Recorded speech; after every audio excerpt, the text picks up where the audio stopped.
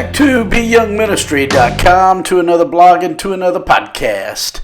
Today we're in Revelation chapter 5, verses 1 through 5, which reads, Then I saw in the right hand of him who sat on the throne a scroll with writing on both sides, and sealed with 7 seals. And I saw a mighty angel proclaiming in a loud voice, Who is worthy to break the seals and open the scroll? But no one in heaven or on earth or under the earth could open the scroll or even look inside it. I wept and wept because no one was found who was worthy to open the scroll and look inside. Then one of the elders said to me, Do not weep. See, the Lion of the tribe of Judah, the Root of David, has triumphed. He is able to open the scroll and its 7 seals. That's Revelation chapter 5, verses 1 through 5. In Revelation 5, the theme changes from the worship of the Creator, as seen in Revelation 4, to the worship of the Redeemer. It is our privilege to worship the Creator because all that we have is a gift from Him. Many have desired to rule this world. Certainly there is Lucifer, known as Satan, also known as the devil. He desired to rule the world and the universe.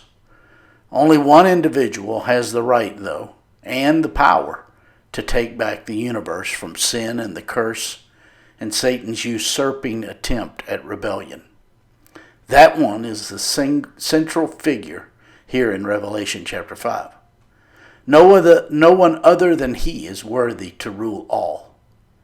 In verse 1 we read, Then I saw in the right hand of him who sat on the throne a scroll with writing on both sides, and sealed with 7 seals.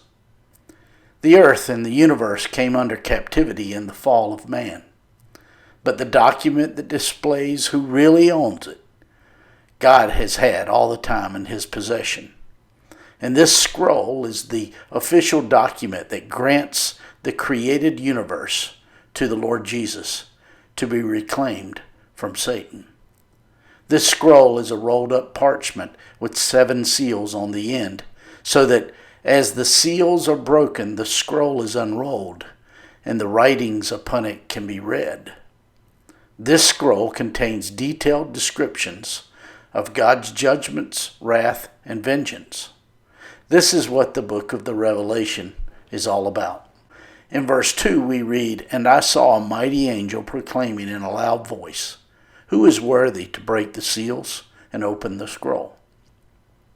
As indicated in Revelation 4, God's wrath being unleashed upon sinful man is a done deal. He is about to ignite the tribulation which pins sinful man to the floor, and his painful judgment is near. This is why there is a last-ditch effort to find someone to make a difference. The outcome is not just temporarily awful, it is eternally awful. Then, in verses 3 and 4, we read, But no one in heaven or on earth or under the earth could open the scroll or even look inside it. I wept and wept because no one was found who was worthy to open the scroll or look inside. In these 2 verses, despair is drilled down as far as it could go.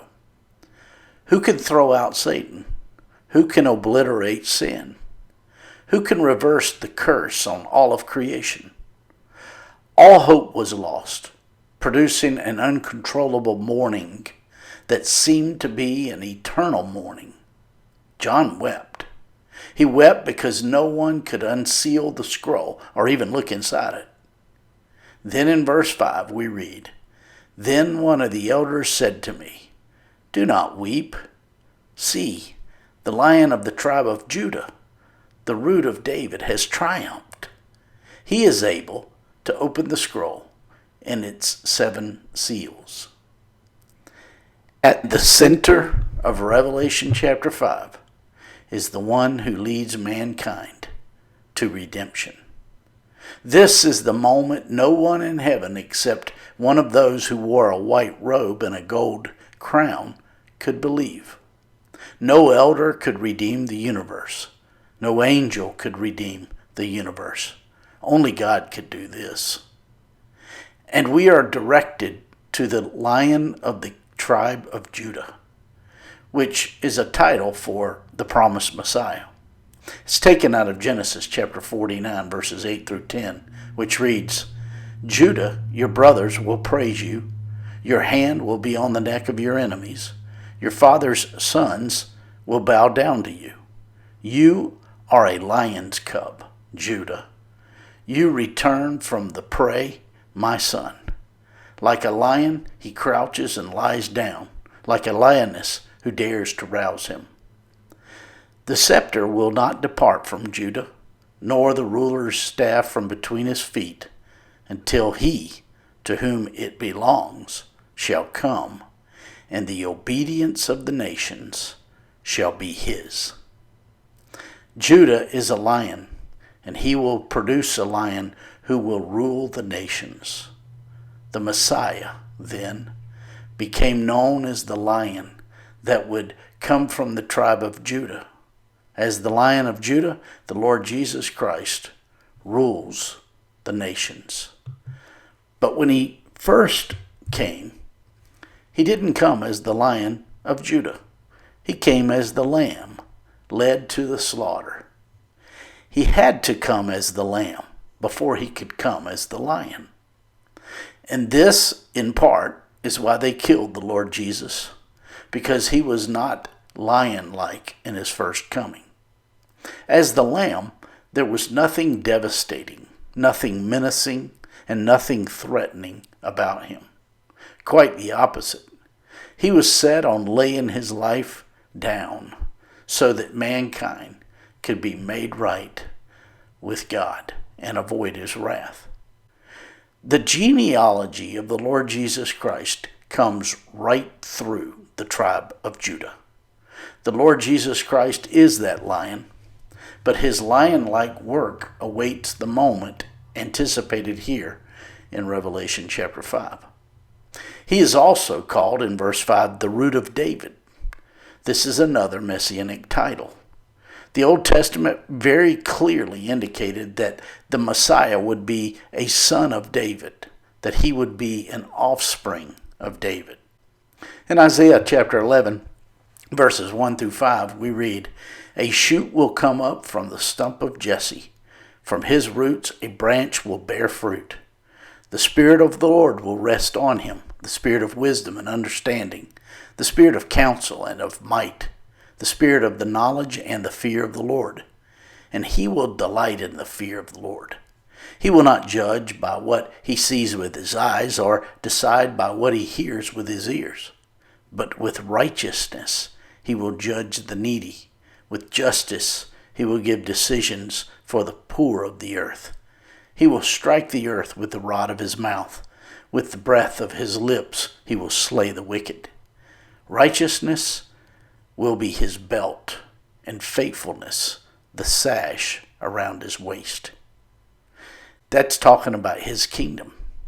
He will come, and he will be a shoot out of David. And he will have the Spirit of the Lord on him, and he will be righteous, and he will be just, and he will strike the earth with the rod of his mouth. Every Jew expected that when the root of David came, he would come in power and with force. He would come with a rod. He would come in destruction and devastation. He would come and he would force the wicked of the earth to succumb to his authority. He would judge sinners. And he came out of the Davidic line. And indeed he was. The Lord Jesus came from the line of David, both as his father and as his mother. Joseph was in the line of David, and so was Mary. The genealogies of his father in Matthew and of his mother in Mark point out very clearly that the Lord Jesus was born of the lineage of David. But at his first coming, he wasn't like a king, and they killed him because he didn't act like a lion. They killed him. But now John sees him step forward again. The elder says to him, Look, the lion that is from the tribe of Judah, the root of David. Now he's going to act like a lion. And now he's going to act like a king. He's going to come in fury. He's going to come in furious judgment against the nations of the world and establish his rightful throne. The elder says he is able to open the scroll and its 7 seals. This is none other than the Lord Jesus Christ. He is the rightful king from David's loins, both through Mary and Joseph. He is the fierce lion with the power to destroy, the power to devastate. And how might he be this? Because he was the lamb led to the slaughter. My friends, I trust this blog and this podcast are helpful to you in your walk with the Lord. If I can be of further assistance to you, shoot me an email at BYoungMinistry@gmail.com. Hey, have a great day.